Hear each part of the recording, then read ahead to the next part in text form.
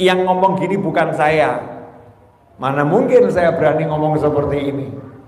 Tapi yang ngomong langsung Nabi Muhammad SAW. Dalam sebuah hadis yang sangat panjang, Nabi SAW pernah duduk bersama sahabat-sahabat beliau SAW. Kemudian Rasulullah menceritakan kondisi nanti di padang mahsyar. Pemirsa, Bapak Ibu semuanya, padang mahsyar ini saya mau kasih bocorannya sedikit. Ya, dikit aja, gak usah banyak-banyak. Karena padang mahsyar itu gak enak. Buat yang orang yang gak enak. Kalau buat kita insya Allah enak-enak saja. Amin. Padang mahsyar itu namanya padang, suatu lapangan. Mahsyar, tempat berkumpulnya manusia dan jin. Dari zaman Nabi Adam sampai nanti yang terakhir di kiamat. Setelah masuk alam kubur, di alam barzakh, kiamat tiba, semua dimatikan oleh Allah Ta'ala. Setelah itu semua dihidupkan lagi oleh Allah Ta'ala, terus dibangkitkan, dipanggil untuk kumpul. Kumpul untuk apa? Kumpul untuk nanti ditanya langsung sama Allah Ta'ala, diperhitungkan yaumul hisab, untuk ditanyain. Kalau bahasanya kepolisian, diinterogasi. Ya, diinterogasi langsung oleh Allah Subhanahu wa Ta'ala. Nah, sampai hari interogasi itu kita didiamkan di padang mahsyar. Menurut riwayat yang pernah saya baca, kurang lebih 1000 tahun. Dengan matahari yang jaraknya didekatkan sedekat-dekatnya. Sampai digambarkan matahari terletak di atas kepala. Ya, dekatnya luar biasa. Padang mahsyar tidak ada di situ bangunan. Nggak ada yang namanya gunung, nggak ada yang namanya pohon, nggak ada yang namanya iup-iupan gitu ya. Kecuali, ada kecualinya, 7 kelompok manusia nanti yang dapat ruang VVIP. Illa dhilluh, naungannya Allah Ta'ala. Hanya saja nggak pernah dijelaskan. Naungannya Allah itu nanti wujudnya tanpa naungan tapi nggak kepanasan. Apa ada naungannya betul? Nah, itu tidak dijelaskan. Karena Allah Maha Kuasa dan Allah Maha Bisa. Nggak usah pakai bangunan tapi full AC. Kalau kita kan full AC harus tertutup semua ya. Allah Maha Bisa, walaupun tembus pandang, nggak ada penghalang tapi nggak panas. Lawang Nabi Ibrahim alaihissalam dibakar saja nggak kepanasan kok ya. Nabi Ibrahim alaihissalam itu nyata-nyata dibakar tapi tidak terasa panas. Bahkan beliau mengatakan seumur hidup saya nggak pernah merasakan nyaman melebihi nyamannya ketika dibakar oleh Namrud. Nah, hanya 7 kelompok manusia nanti yang dapat naungan Allah Ta'ala di padang mahsyar.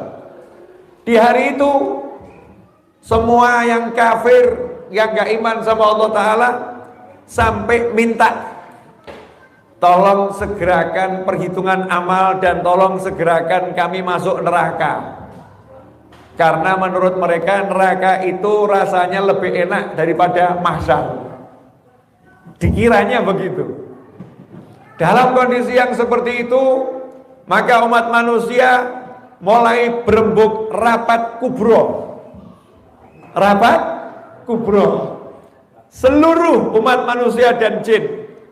Enaknya kita minta tolong sama siapa? Biar Allah mau segera mengakhiri mahsyar dan membuka persidangan. Bayangkan kalau ada seseorang, kamu ditahan dulu di satu tempat, sidangnya nanti saja semau saya, baru ditentukan hukumanmu. Wah, kira-kira asik atau gak asik itu? Ya gak asik, karena gak ada kejelasan. Maka rapat itu mengambil satu kesimpulan, yang paling pantas untuk minta kepada Allah Ta'ala adalah kakek kita, Nabi Adam alaihissalam. Maka berbondong-bondong semuanya mendatangi Nabi Adam alaihissalam. Begitu Nabi Adam didatangi cucu-cucunya, jawabannya apa? Jangan saya, jangan saya. Saya dulu itu kan pernah dilarang makan buah khuldi sama Allah Ta'ala. Tapi saya kan lupa, terus saya makan. Saya masih takut itu, masih takut, tidak berani. Karena hari ini Allah marahnya luar biasa, dan Allah nggak pernah marah seperti marahnya di hari ini. Yang lain saja, cari yang lain, pergi pada Nabi yang lain. Hadits ini sangat panjang, sampai di ujungnya mendatangi Nabi Isa. Nabi Isa mengatakan, wah tidak berani saya ini di bumi ada yang nyembah saya. Ada nggak berani, kamu datangi saja Ahmad, idhabu ila Ahmad, Allahumma sholli wa sallim alaihi. Datangilah Nabi Muhammad SAW. Maka semua mendatangi Nabi Muhammad SAW.